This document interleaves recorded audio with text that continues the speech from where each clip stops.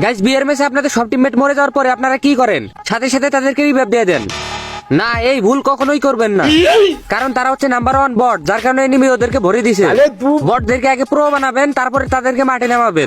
Pro বানার জন্য তাদেরকে কি করবেন? আগে তাদেরকে মুভমেন্ট শিখাবেন, ঠিক এইভাবে। I got black, I got white. What you want?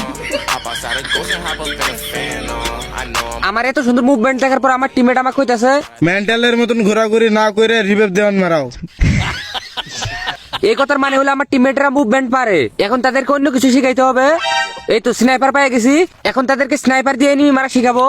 আমি স্নাইপার হাতে নেওয়াতে আমার টিমমেট আবার কইতাছে গোয়া মারা গেছে আজকে, বিটুকের নাতি স্নাইপার হাতে নিছে, এই জীবনে আর রিভাইভ পাওয়া হইল না। ওই যে সামনে এনিমি, দিবনি গোটা মাইরা। এ পাল রিভাইভ দে, তারপর ফাইট নে। টিমমেট যতই বকর বকর করুক, আগে তাদেরকে ভালোভাবে খেলা। বাস বাক না কইলাম আগে রিভাইভটা দে, ভালো করে ম্যাক্সিমাম সলভার পায় না, আবার ফির স্নাইপার নেওয়ান মারায়।